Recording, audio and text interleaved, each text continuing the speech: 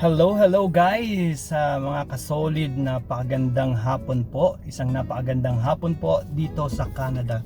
Actually gabi na po, 6:38 na po ng gabi. At lulubog po ang araw ngayong Sunday ng 10:45. Ayan. Isang napakagandang araw. Parang exaggerated ako guys pagka nagsabi ng isang napakagandang araw. Sadyang exaggerated ako at napakaganda talaga ng araw dahil hindi nangyayari to sa Canada na ganitong kaganda ang panahon, mixed with sunny and rain. Merong sa isang linggo twice na nag-uulan, tapos the rest is sunny. Napaka ano po nyo na is perfect talaga para sa mga magsasaka o sa mga farmers right here in Alberta na umaasa lang sa ulan. Ayan, pagka ulan din naman ang ulan, nangyayari naman nalulugi din sila kasi nabababad sa tubig. Ayun, ngayon talagang ay summer na at ang maganda nga excuse me po, ang summer ay mixed with rain. Hindi nga nangyayari madalas yan. Kaya ako exage niya yata ngayon po, isang magandang balita po sa inyo guys, sa mga kasolid, sa mga kung saan man sulok po kayo ng mundo. Magandang hapon o gabi sa inyo riyan. At lagi po nating lagi po tayo sanang patnubayan at alagaan ng ating punong may kapal. Ayan, lagi po tayo mag-iingat. Ngayon po ay patungo ako sa canola field. Ayan, sa bandang Fort Saskatchewan. Fort Saskatchewan po ay adjacent dito sa Edmonton, Edmonton and Strathcona County or tinatawag nating Sherwood Park. Ngayon guys, tinatahak ko ang White Mud Avenue o White Mud Road. Ayun, not Avenue, correction. Okay, heading tayo din guys. Pinili ko talagang oras na to kasi napakainit kaninang alas 3 or alas 2. Ngayong alas 4 may init pa rin, so pinili ko ang 6 at ang lulubog naman ng araw ng late. Ayan, lagi po tayong maging positive sa ating everyday living, everyday na pang araw-araw natin ginagawa. Stay positive. Madaling sabihin guys, madali, magaling din ako magsalita. Stay positive. Pero maya-maya lang negative na ulit. So guys, mahirap madaling sabihin, mahirap gawin, pero we have to we have to encourage ourselves or try harder. Try harder. Mahirap talaga. Bagamat mahirap, pero kailangan natin kayanin. Stay positive. Sa ating buhay talagang ganun marami tayong kasi ang buhay is a journey. Ayun, nadali na naman. Journey, yan. Life is a journey. Kaya pa nagjo-journey ka, di ba? Kung hindi mo naman alam yung terrain, may upside down dyan. Slope, yan. Katulad ng first time ko trail bike, yung slope bike, yung trail bike, yung recreation biking area, mountain biking area. Kaya tinry ko siya. Nakpo, slopey guys. Hindi ko alam yung terrain, so medyo nahirapan tayo, pero kinaya naman. Ganun talaga ang buhay, it's a journey. Ganun din, di ba? Kaya hindi natin alam yung dako pa doon, or yung banda doon, kasi hindi natin nararating pa. Pero along the way, malalaman natin ganun pala. Makapag-adjust tayo along the way. Nakapag-adjust naman ako, pero naiiwan tayo ng ating grupo kasi first time kong ginawa yun at sila pala ay paulit-ulit na dun sa bike, mountain bike track na yun or trail yun. Unang try natin, nasubasog tayo, naipit ang ating paa, binti. Di isang linggo ako nagpapagaling. Isang linggo akong hihimas-himas sa aking bintit na mamaga. kasi slope yun guys kung pag ganun tapos gaganyan siya, yung mga turn na hindi mo inaasahan, liliko, tapos ulit yun, pantay na naman siya, tapos minsan hindi mo makita yung turn, may turn na pala doon, kasi yun talaga yung nasa middle of nasa middle ng forested area sa may river valley. Ay, gusto ko rin kayong dalhin doon guys kaya lang itong aking bike hindi ko pa na ikakabit uli dito sa aking sasakyan. So yun ang paplanuhin natin mukhang this year yata hindi ko yata mapatakbo yung bike na yun recently halos every day ginagamit natin yun, or every weekend ginagamit natin yun. Pero hayaan nyo guys at ipaplano natin yun. Pero ngayon guys, papunta nga tayo dito sa Fort Saskatchewan. Balik tayo doon ito ay malapit lang naman dito sa Edmonton. It's like probably 30-35 minutes drive. Makikita na natin yung mga canola field. Ayan, yung canola may malawak talagang canola. Hopefully na yung bulaklak niya ngayon mga dilaw na para tayo masyan nagsuot pa naman ako ng dilaw guys para hindi nyo ako makita dun sa kalagitnaan ng field ng canola. Yun guys, pakita ko sa inyo yung dinadaanan natin napakaliwanag ng sikat ng araw guys. Yun, back on road. Ito yung White Mud, nasa White Mud pa rin tayo White Mud Road, ayan. Ang White Mud, yan, elliptical yan, nakaikot sa Edmonton, katulad ng, hindi man halfway lang siya, half ng Edmonton nakaikot ito. Pero yung Henday, nakaikot talaga siya ng buo, nakapabilog. So, hindi nyo na kailangan pumunta sa pusod ng Edmonton kung kayo ay pupunta ng north or south or east or west. Ayan, iikot ka na doon. Kasi nga naman kung daraan kayo sa pusod ng Edmonton, sa main road ng Edmonton, mata-traffic lang kayo, bumper to bumper sometimes, pero hindi naman nangyayari yun dito. So guys, medyo yung cellphone natin nasi-shake. Bakit kaya ganun? Dapat pala may stabilizer tayo guys. Sana guys, dun sa mga hindi nagsusubscribe, please subscribe, and sa nag-subscribe, salamat po. At napakarami pa natin places na pupuntahan at pagsasamahan guys. Ngayong summer talaga dapat samantalahin kasi by July, August or September, last week of August o sa first week of September, lagi yan nag-i-snow. Tingnan natin this year, hopefully not, kasi otherwise pag nag-snow ng first week o last week of September, ang winter natin ay napakahaba na naman. Ayan, nangyayari yan madalas kasi ang winter, September, November, December, January, February, March, April and May. Ayan, pumapasok pa ng April minsan at ng May. Ayan. Pero hopefully this year wag naman at ma-enjoy natin ang summer. Sad to say guys, sa mga ibang part ng Fort Mac nasusunog na naman malapit na sa oil field. Napakalawak ng nasusunog guys. Siguro isang ilang pong hektarya na naman or thousands of hectares nasusunog na naman. Ayan. From here guys, makikita nyo sa malayo tingnan nyo sa malayo na siya, dilaw na dilaw hindi, maliit pa lang yan maliit na portion pa lang yan. Pero siguro guys, hindi na tayo pupunta doon sa malakihan at gusto ko lang naman sa inyong mapakita kung gaano kalawak nga. Ito guys, maliit na portion pa lang to, pero ito na yun ayan nakikita nyo guys ang doon sa dulo. Siguro drive tayo ng Fort Saskatchewan, tingnan natin doon sa part na yun.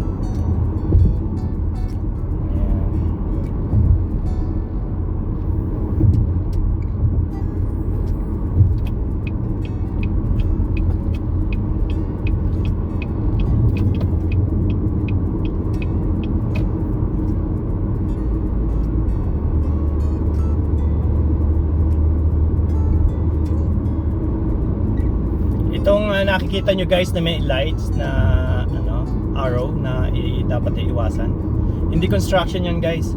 Meron dito na nag-load ng backhoe sa truck,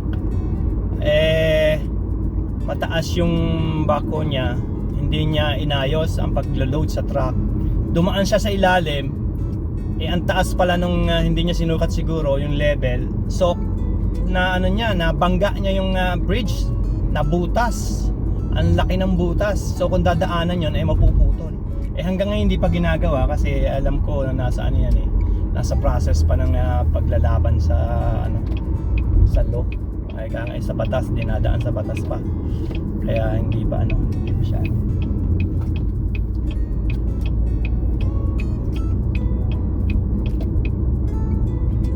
Nasa korte pa yata, nakikipaglaban pa guys.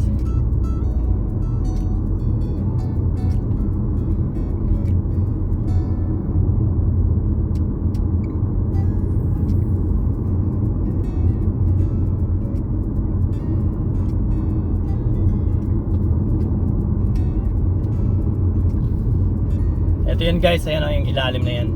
Dito siya nagdaan, kaya nabutas yan, tinamaan ng bako. Hanggang ngayon hindi pa ginagawa. Dalawang taon na yata o isang taon. Dalawang taon na ngayon guys. Hanggang ngayon nasa korte pa rin. Ganong kalupit. Ayan guys, kung makikita nyo sa aking kanan, malawak na rin yung field na yan. Pero yung pupuntahan natin, mas malawak pa dyan. Kasi ito sa highway ito hindi natin dilaw na. Hindi pa siya dilaw masyado guys, pero dilaw na rin hindi lang ganun kaano. Tingnan natin talaga sa Fort Saskatchewan. Ayan, Fort Saskatchewan. Excuse me po.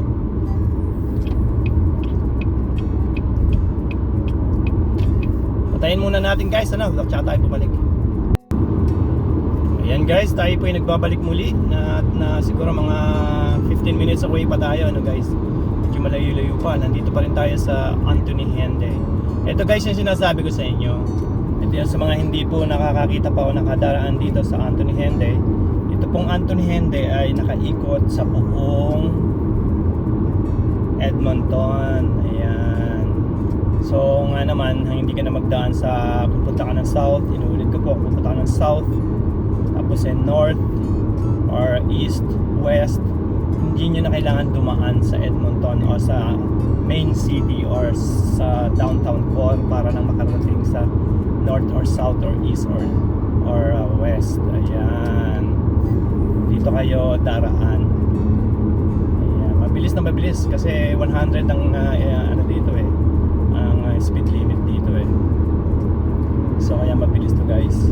Tapos ang hinahati lahat ng mga residential or places o building na nakatayo beyond Anthony Henday, tinatawag na southwest, yung mga ganong kung ano man ang pwedeng itawag nila or east, yung mga ganon, southeast, yung mga ganon.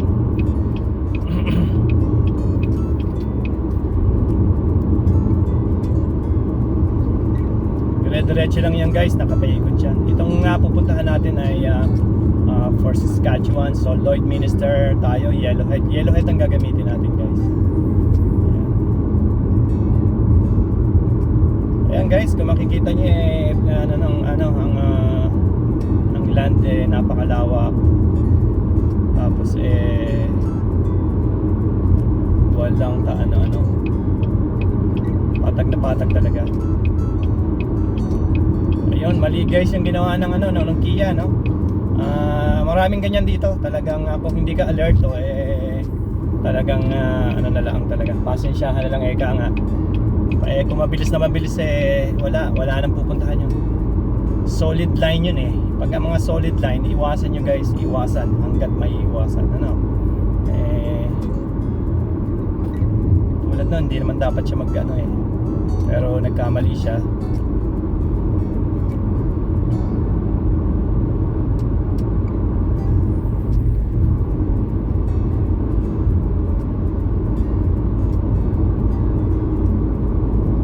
Itong ang part na to ay Sherwood Park na guys, dito rin yung area ko to pagka yung Sabado. At nung mga panahon na ako talaga totally engaged sa aking trabaho. Nagtatrabaho tayo ng 10-12 hours a day. Ito area ko rin to.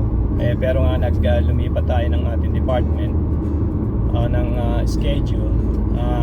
Ginagawa ko lang to pag weekends. Ayan, o pag weekend, Saturday lang. Ayan.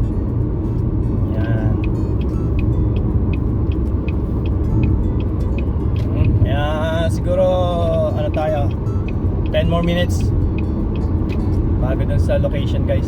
I-off muna natin yung cellphone guys, no?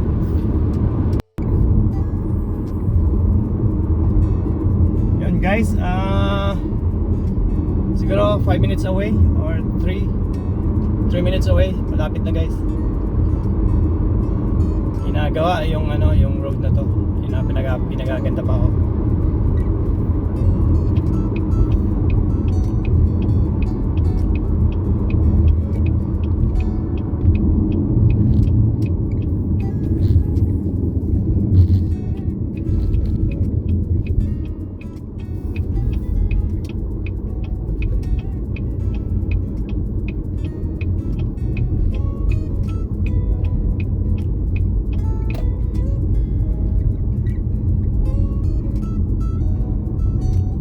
Yan guys, yung area na to ay part pa rin ng Sherwood Park. Pero ang boundary niya mukhang wala pa. Boundary niya banda rito. Mukhang na-disappoint tayo. Disappointed yata tayo guys. Kasi green na green eh. Oh. Mukhang hindi kanolang itanim dito guys. Usually ito from here makikita nyo sa kanang yan eh. Ayun na yellow na yan eh. Hindi kanola guys ang itinanim ngayon. Tayo dito. Ay, hindi nga kanola guys ang tinanim. Tako. Morpak tayo na. Usually kanola na to guys eh. Kasi ano to Pero banda doon parang kanola. Tingnan natin pa. Ayun ako guys, for Saskatchewan 17 kilometers. Ayan, for Saskatchewan to, highway. Ingat lang dito guys kung kayo ay hindi tiga rito sa Edmonton or Port Saskatchewan. Mag-ingat lang kayo sa gabi kasi maraming wild dito animals, especially deer. Ayan. Coyote, deer, rabbit. Ayan. Pero karamihan deer guys. So hindi na tayo lalayo guys, no. Meron dito, may natatanaw na ako rito na yellow eh. Hopefully malawak to. O tingnan nyo guys sa aking kaliwa. Makikita nyo, walang bahayan dyan dati eh. Ngayon eh, oh. Asbok na ang bahay ah. Napakalawak na ang bahay ngayon dito. Nakarating na ang bahayan din eh. So guys, dito tayo sa sa kanan na lang. Masisyahan na rin tayo dito sa bulaklak na to. Ayan. Kaya lang mukhang hindi natin mapapasok ah.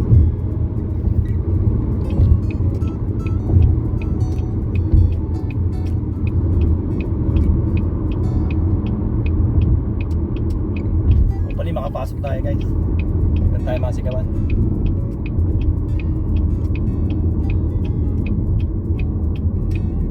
Buti guys, may mga service area dito. May mga service road. Ayan, not area. Service road. Ayan. Okay, dito tayo. Buti hindi to Buti hindi dirt road to guys.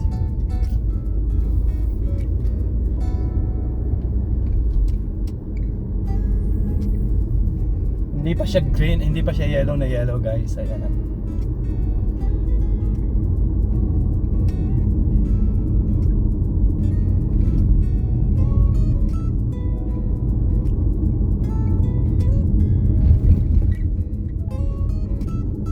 Bali may paparadahan tayo.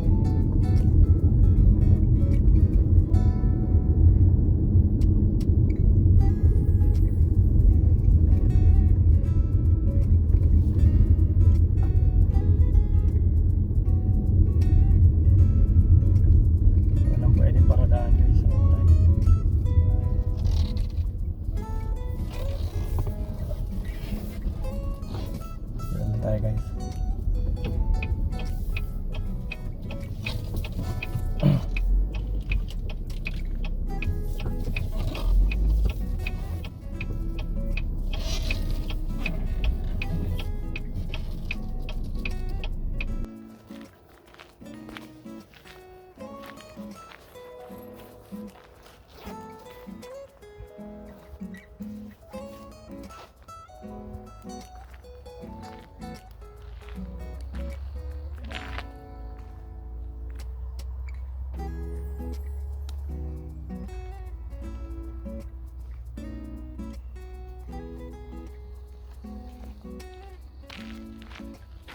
Ayun guys, andito tayo sa middle ng road. Ayan, kung nakikita niyo po sa aking harapan or likuran. Sa aking likuran, sa harapan ko kasi yellow din. Kung makikita nyo guys, sa aking likuran ay hindi masyadong malawak ngayon, ano. Hindi katulad nung mga nakaraang panahon na lahat yan guys wala kayong makikitang green dyan kundi yellow na napakalawak yan guys. So ngayon ay siguro nagkalugi-lugi sila sa canola. I don't know, for some reason hindi sila nagtanim ng puro canola ngayon, ano. Usually canola lang nakatanim dito sa area ng Fort Saskatchewan. Ito ay boundary ng Sherwood Park and Fort Saskatchewan guys, kung sa inyong munting kaalaman. Ayun, ano. Kung makikita nyo guys, walang katao-tao at tayo lang ang nandito at nagsasalita. May mga ilang bahay. Ito yun siguro may mga ari ng mga farm. Ayan. So guys, hindi na ako magpapaligoy-ligoy pa. Titingnan natin at kukunan na natin ng video. Ayun guys, may dumaang isang sasakyan. Tingnan natin kung ano yung sasakyan na yun. Sabihin siguro napaka-innocent natin. Bumagsak. Ayun guys, bumagsak ang ating cellphone. Kung wala itong hard case, baka 100 cellphone na ang ating nabasag, ano. Napakadalas mabagsak guys. Ayun. So yan nga, mukhang hindi nagtanim talaga ng marami guys ngayon. Tingnan nyo ang medyo napakadalang. So hindi pa pala ngayon ng canola. Kasi marami pa siyang hindi siya yellow na yellow talaga guys, kung makikita nyo. Ayan. So hindi pa siya yellow na yellow guys, kung makikita nyo. Ayan. Marami pa siyang Tama pala sila, next week pa. Weeks pa guys. Next 2 weeks pa guys ang kadilawan nito. Ayan, hindi pa siya dilaw na dilaw, oh. Napakarami pang spaces. Pero kung makikita nyo guys, napakalawak niyan hanggang doon sa dulo. Ayan. Pero hindi siya, dati halos wala kayong makikitang green dyan. Puno yellow yan. Pero kung sa kalayuan guys, makikita nyo na rin, puro yellow na rin yan guys. Ayan. So doon tayo nanggaling sa lugar na yun. Sana naman huwag tayo masita, nasita tayo napaka tayo nasita hindi tayo makakatakbong mabilis. Hindi naman ganoon dito guys. Pag nasita ka lang basta huwag ka lang sisira Ayan. Kasi may spaces naman nilalakaran natin may space. Ayan.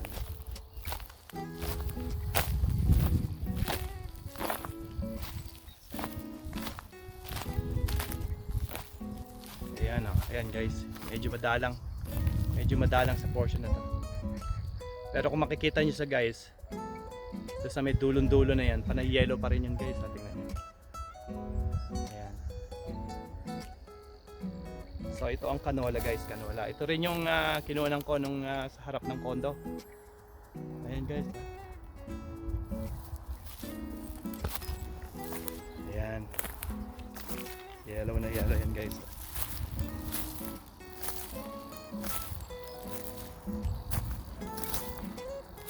Tinapat natin ng Sunday guys kasi walang katao-tao talaga. Maaaring busy tomorrow. Busy sa mga magsasaka. Magsasaka ngayon nasa bahay. Ayan guys, oh. So pag ginanyan nyo, dilaw na dilaw talaga siya. So ayan, may mga may inog. Yan yung magbubunga. Ito guys, ito yung lalaki. Tapos pagkakaroon siya ng buto. Ayan. Ito guys yung magkakaroon ng buto. Ito yun. Nawala. Ayan, ito guys yung magkakaroon ng buto. Ito. Ayan. Paglaki niyan, magiging maraming buto yan. Yan yung canola. Yan yung Ayan. Panay bulaklak pa siya. Mamurang-mura pa siya hanggang ngayon. Ayan.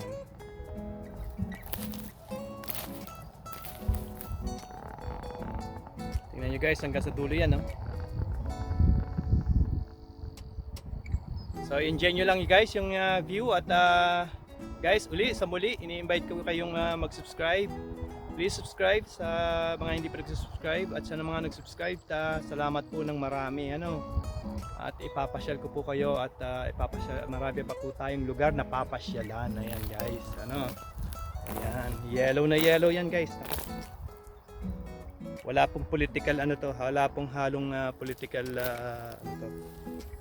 yung halamang ito. Ito yung sadyang yellow lang talaga. Hindi yan. Non-partisan yan guys. Ayun, grabe, nadali na naman. Yung ba yun? O nadali nga. Nako. Wala ito, hindi ito political guys ha. Sadyang ito yellow lang talaga. Ayan. Pag sinabi mong yung mga kulay na dilawang-dilawan, ito sadya naman talagang dilawang-dilawan guys. Ha? Dilawang-dilawan. Ayan. Kasi nga ito canola. Ayan guys. Hindi tayo pwede pumunta doon sa banda ron Kasi na yun Ayan. Titingnan naman natin yung kabila guys. Tingnan natin kung mas marami doon, no? Yun. Balik na naman ulit tayo guys. Naputo lang mukhang ayaw nang tanggapin ng hard drive. Ito guys naman, tingnan nyo. Forest naman siya. Sa kabila naman tayo guys, no? Pero mukhang basa ang lupa rito sa kabila Basa ang lupa rito sa kabila Pero maganda ang kalat nitong kanolang yun. Maganda ang kalat.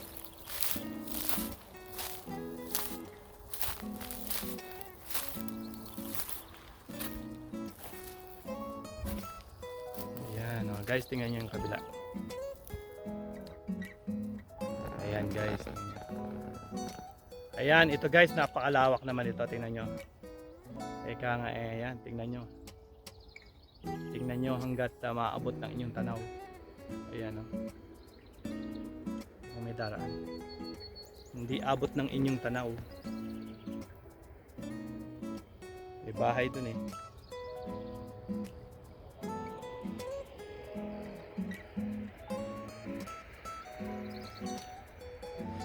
Pero ito last 2 years guys, ito wala kayong makikitang green doon hanggang sa dulo na yung ito may mga green hindi talaga canola lahat ang itinanim nila guys.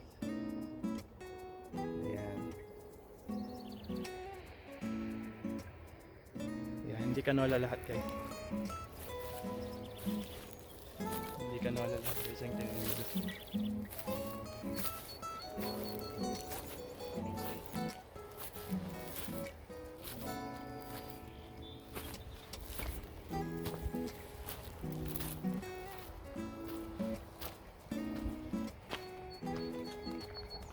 Hindi siya canola nga lahat guys. Ayan guys, pupunta tayo sa may bandaroon Tingnan natin kung anong bandaroon. Sisilaw tayo sa Ayan. Tingnan natin guys. Doon sa bandang likuran ko kung meron pa. Ayan guys. Sana guys nasihan kayo sa ating munting escapade uli susubukan ko maghanap pa doon na banda, pero kung hindi na tayo makakita balik na uli tayo sa ating base sa Edmonton again, this is for Saskatchewan boundary ng Sherwood Park, Alberta. Ayan, ang Sherwood Park ay sa Strathcona County na tinatawag, pero ngayon ang modern name niya or ang latest or ang name niya ngayon ay Sherwood Park. Ayan. Dati siyang Strathcona County. Ayun.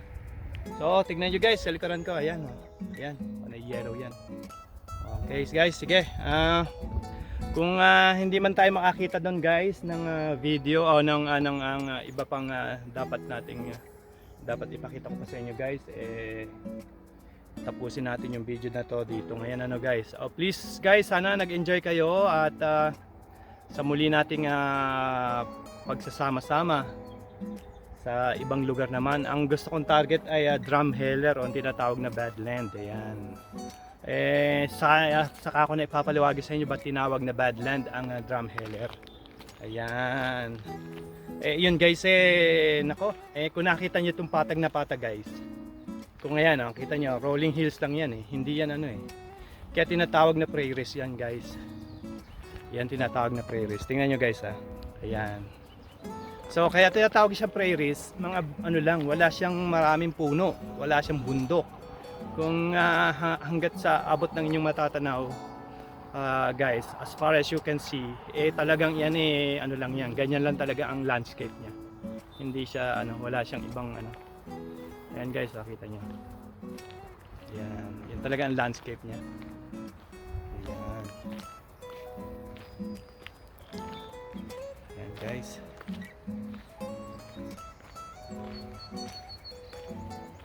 Hindi tayo makalapit doon masyado ang ganda sana doon banda. Subukan nga nating makalapit, pero kaya baka mapagalitan tayo. Guys, pagka ito po itapusin na natin please subscribe po sa mga hindi pa nagsusubscribe. Please subscribe sa nag-subscribe guys, sa nag-subscribe salamat ng napakarami sa inyo guys. Samahan nyo pa po ako sa munting escapade next time. Mag-travel tayo ng medyo malayo-layo sa lugar na to. Thank you guys, please subscribe. Thank you. Alagaan po natin ating sarili, lagi po tayong maging alerto sa ating everyday life. Enjoy nyo lang po ang every seconds or sinabi ko ng every seconds, minuto ng oras ng ating buhay. Ang stress ay walang puwang sa ating buhay. At ang stress ang magpapahina sa atin at magki-create ng iba-ibang sakit sa ating katawan. Mahirap sabihin guys, pero dapat lamang po na tayo ay huwag magpaka-stress sa mga bagay na mahirap solusyonan right away. Ayun guys, salamat. Ayan guys ayan mula napansin ko guys, napakaraming mga maliliit na lumilipad-lipad. Hindi ko alam kung anong yun guys. Ayan. Okay guys, thank you guys.